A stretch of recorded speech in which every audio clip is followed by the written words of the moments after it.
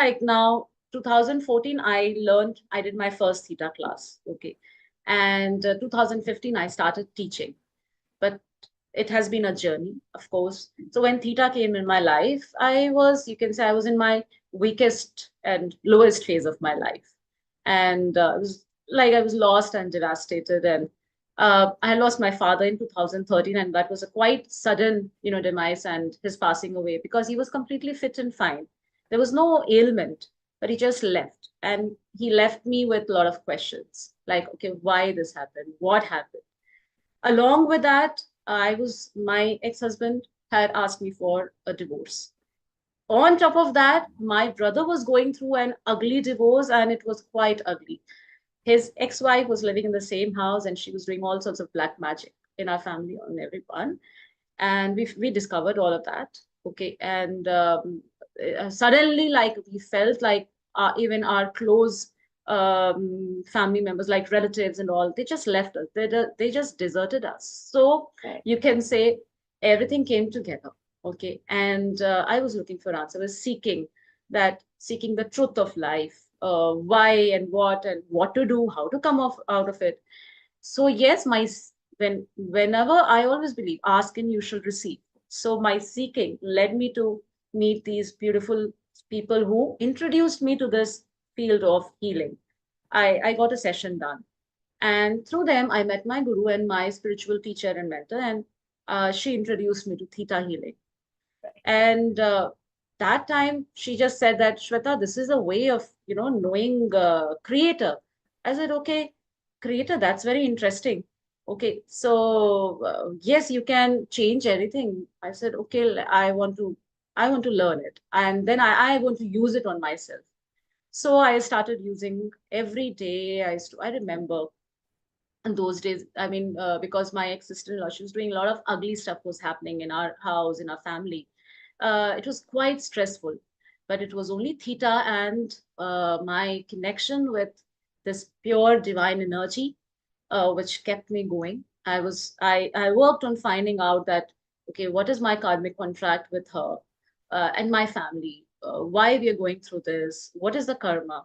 How can we change it? And then I worked on changing that. Okay, so we released that karmic contract, and every day I used to send her blessings and unconditional love. Okay, and one day she just packed her bags, and without saying anything, she left her house. That's the Right. first thing that happened. Okay. And then the divorce also happened mutually. Here, I worked on my own wounds and trauma. I kept on working. Okay. And our relationship also, like my ex-husband and me, it completely transformed into a very beautiful bond of friendship, because I was also able to see myself from a different perspective, that yes, it's not, it's okay. He approached, but why I created this also? Where was I coming from, or what Right. was the karmic? What was the role? What was the lesson to be learned? So I was able to see. And once I was able to, that's the beauty of theta, I'll say. It just heals you from within. Your soul, your broken soul gets repaired.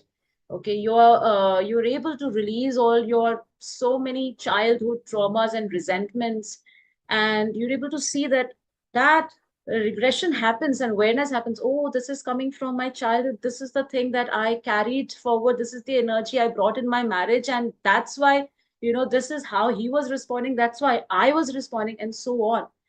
uh, we separated, but it was such a beautiful parting. It was a peaceful parting. We blessed each other. We still are in contact with each other. He has moved on. He has got again remarried. But there are no grudges. I feel so free. And yes, I have worked on a lot of fears and phobias. Uh, I had, you name it, I had so many. Like, I had a phobia of heights. And once I worked on it, I mean, I go on treks. I go on Right. treks to Himalayas. So I've done like the Chadar trek, and all the different summits also I have done. Like, I'm still doing a lot more to cover. Right. Yeah, uh, but from fear of heights to actually to like trekking now. Awesome. yes, yes. And Right. even like, fear of I had a weird fear, this thing with dogs. Like crazy, they used to just chase me wherever I used to be earlier, and I used to be shit scared of them. But now it's totally different. I feel so much of love, because animals also understand your, your energy. So Right. it's totally different. Phobia of darkness, all of that, like step by step, if you say that I have, I am a live example. I have seen myself changing and shifting, my life shifting. And initially, it will not feel you, it will be subtle, but something is shifting within you. And then Right. it reflects, radiates in your outer, outer world. Right. Changes happen. Yeah, and it is going continuing manifestations. I'll say, like, theta state is the best state to manifest. So, and when you give your manifestation prayer to this divine energy of unconditional love, there is no transaction there. You don't have, I mean, there is no ritual, no obligation. It is a sure thing that it is going to happen, and in the highest and best way. This is one thing that I learned in Theta Nilu, in the highest and best way, that Right. whatever you're manifesting, it should come to your life in the highest and best way, and not through any kind of painful experiences. It should happen with ease in the highest and best way. So Right. I have seen instant manifestations, and there's like still going on, recently I started with my meditation and spiritual retreat center in the Himalayas. Now I have that is also one of my Congratulations. Yes. thanks. So a lot of wonderful things have happened since Theta. Yes, it's been Right. a journey. It's going on. And I think something that you are greatly passionate about also has happened after all this, which is theater and dance. Yes, yes, definitely. Yeah. Oh, yes, because it opens up your creative, creative side also. You become more creative. I feel that, spirituality has a connection with creativity. You become more Right. creative, more free. Something gets unlocked. Yeah, I had a passion of acting and dance since childhood, but I never thought I would, again, be able to venture out in this seriously. Right. So this has opened up after Theta. I am into now serious, like, I'm into theater, I'm into movies also, and I'm also teaching acting, as a visiting faculty in Whistling Woods. So Oh, that nice. is open up. Yeah. Nice. Nice. Yes. People take your training with Shweta very quickly, okay? For movies and all. The next you'll be standing in line to take your autograph. And then we can say, listen, we had her first on the summit. So yeah, you're Yes. next in line. Definitely. But really, fantastic examples. And of course, these aren't just examples. They've been part of your life. And like you said, fears and phobias, heights and dogs, you're almost like something that could have become a very bitter relationship is now on such amicable grounds, and not Yeah. just for you, for your family as well. And like you mentioned, that whatever black magic and Yeah. whatever karmic contracts that were coming through, it's a lot for that to get. So even like even if you manage to do one or two, it just feels like such a load off, doesn't it? It does. Yes. Right. It's like you feel free. Yeah. Right. And it's a continuous thing. I'll say that anything is possible here with that focused thought, and uh, but just by practicing this, it doesn't take much time, but practice is the key. Yes. Right. And Shivani has asked, Shivani, all questions are relevant. You can ask whatever you'd like to ask. We are here to take all your questions. Of course, in a theta healing class, don't be asking me, how do you draw a circle with a compass? That is not relevant. That's the only kind of question we want to take on. So Shivani is asked, is there any risk of losing the mind? What she means is not being able to come back in current reality from that state. Can we safely come in and out on our own? It's a very valid question, Shivani. Yeah. Yeah. Well, yeah, very valid question. Thanks for asking this. So no, there's a complete process where first we connect with that energy. We are able to bring that energy and witness the changes. And then there is a process where you come back and you do grounding. Now, see, grounding is very important. Right. Okay. So, and that happens, it's a complete guided meditation in which all of this is mentioned.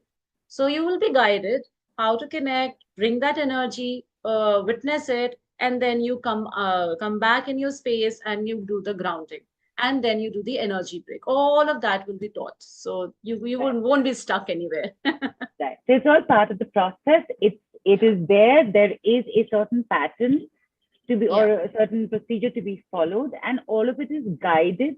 As in, do have a constant what audio guidance Yes. to keep Yes. doing it. Oh, Yeah. superb! It Yeah. doesn't get any easier than that in that case, then. So yeah, Yeah. and of course, there must be protection modes as well. Correct? Yes, yes, definitely. See, what I really like about theta is that here the concept is that you are not the healer. It's that energy of unconditional love, which we call it creator, or you can call it source, whatever. But that creator is the healer. So you are witnessing the healing being done by that divine energy. So Right. while you're witnessing, you're already detached from the healing and from the outcome. So you don't absorb any other's energy in that. So you're Right. quite safe and protected. That's what I really love about theta. No, really, because this is a big thing. How to stay centered. Yeah. Right. And Shivani said, thank you for putting me at ease and for answering my question. Of course, Shivani. And Santhana's asked a few questions. Yeah. I'm going to bring them up. In fact, I'm going to go backwards actually. So her Mhm. question is, can cells or the DNA of a body be reprogrammed? Yes, definitely. That's what we are learning in theta. It can be reprogrammed. We are retraining our mind. We are reprogramming. When you're changing your beliefs, that's when you are reprogramming yourself. And that's Right, where you are actually changing the DNA also. So that right. is completely possible. Yeah. Simple example, fear of height, going trekking now. Yeah. You've Exactly. reprogrammed something I've inside. reprogrammed. I've changed the association with my fear of dogs with love now. Okay. So that has completely changed. I've reprogrammed my phobia of darkness. Now I'm not afraid, so scared of darkness. I am able to even, release the wayward spirits and entities. I'm doing all of that because I'm connected with that light, with that divine. Right, right. Okay. And what Santhana has also asked is that, can karmic patterns be healed? How do I know if ancestral curse is 4 generations back? Is that what you're asking, Santhana? How will you know which curse it is? Is that your question? So basically, yes. So that's Hmm. her question. Can karmic patterns be healed? And how do I know if an ancestral curse is from which generation? Do you really Yes. need to know that? So, see, I believe that you just need to know that what is the curse. There is a generational pattern and generational curse coming in. And whenever we do healing in theta, it's always 7 generations down, 7 generations up. So it's going Okay. to take care of all the 7 generations. So yes, in the process we can come to know that, okay, what is the curse, is there an ancestral curse? So we learn how to do a scanning in theta. We learn how to find out that what is the curse, and then we learn how to complete that curse.